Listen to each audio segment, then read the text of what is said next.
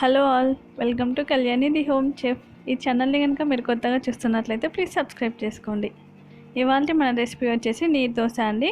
చాలా సాఫ్ట్గా ఆయిల్ లేకుండా ఈ నీరు దోశని మనము ప్రిపేర్ చేసుకోవచ్చు. ఈ దోశని ఎలా ప్రిపేర్ చేసుకోవాలో ఇప్పుడు మనం చూసేద్దాం.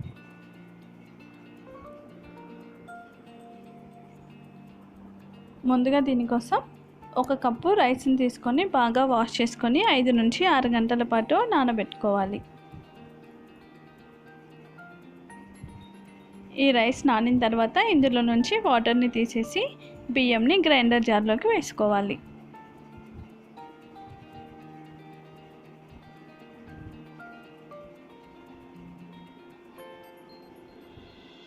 ఆ తర్వాత అరకప్పు పచ్చి కొబ్బరిని వేసుకోవాలి.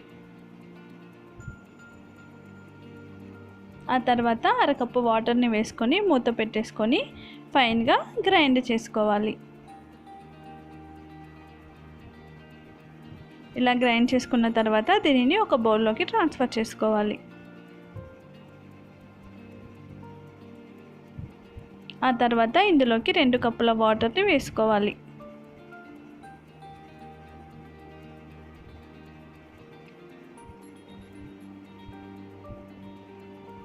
అలాగే రుచికి సరిపడా ఉప్పును కూడా వేసుకొని ఒకసారి బాగా కలుపుకోవాలి.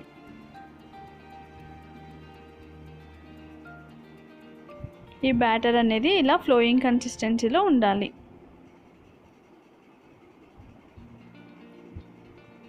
ఈ విధంగా కలుపుకున్న తర్వాత స్టవ్ వెలిగించుకొని స్టవ్ పైన ప్యాన్ పెట్టుకొని అది కాస్త వేడయ్యాక ఈ బ్యాటర్ని దోశలాగా పోసుకోవాలి.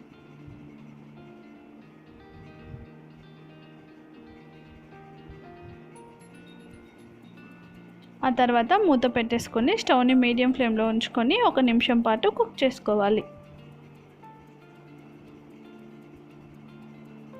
1 నిమిషం తర్వాత మూత ఓపెన్ చేసేసి దోశను తీసేసుకోవాలి.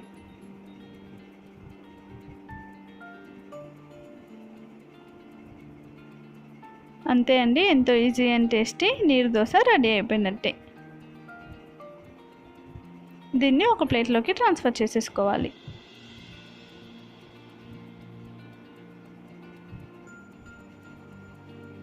ఇలాగే మిగిలిన దోశ బ్యాటర్తో కూడా దోశలను వేసేసుకోవాలి.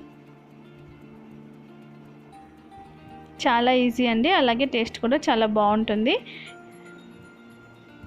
ఆయిల్ లేకుండా మనము ఈ దోశని చాలా హెల్తీగా ప్రిపేర్ చేసుకోవచ్చు.